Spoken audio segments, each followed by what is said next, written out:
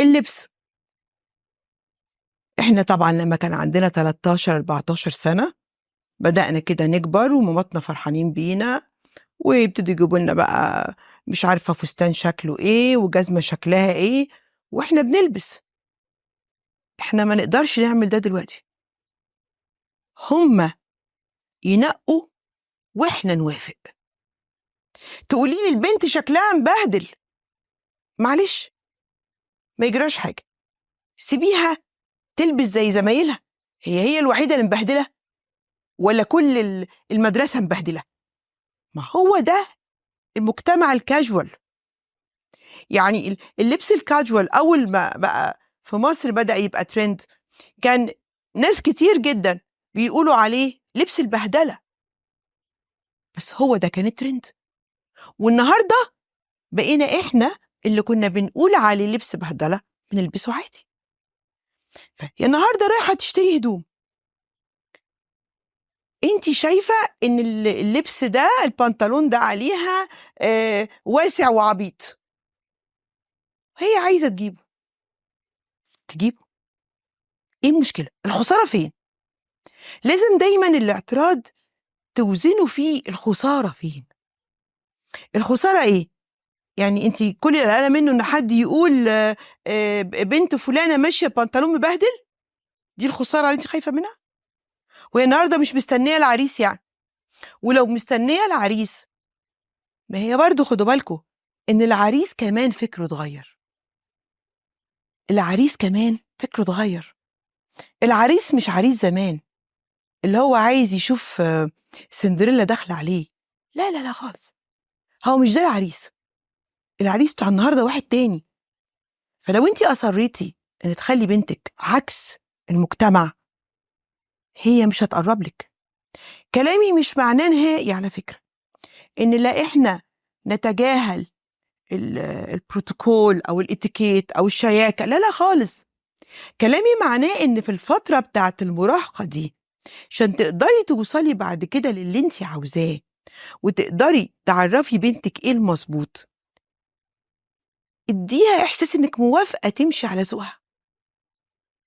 أنا عاجبني ده يا مامي، أقول لها والله بُصّي أنا عايزة أقول لِك حاجة، هو يعني أنتِ كل حاجة حلوة عليكِ، بس يعني أنا مستغرباه شوية، طيب نقيسه كده؟ تقيسه.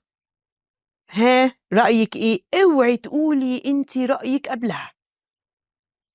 اوعي تكون طالعة من الإسياش كده وأول ما تشوفيها تقولي لها إيه ده؟ إيه اللبس العبيط ده؟ بتقولي ليه؟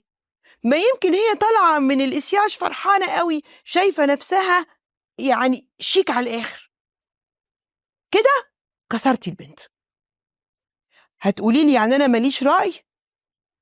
ليكِ رأي بس مش في ده. كان زمان أهالينا ليهم رأي في ده. إحنا دلوقتي لازم نعرف إن إحنا رأينا بقى مساحته مش كبيرة، فيا ريت نخلّيها في الحاجات اللي بتحدد مصير أولادنا، بتحدد مستقبلهم، بتحدد طريقة تفكيرهم، الحاجات اللي فيها شخصيتهم. لكن الرفايع دي النهارده يبقى لِك رأي فيها، هي بتحب اللون البحلقي وأنتِ مُصرّة إنها تلبس لون تاني، ليه يا ستّي؟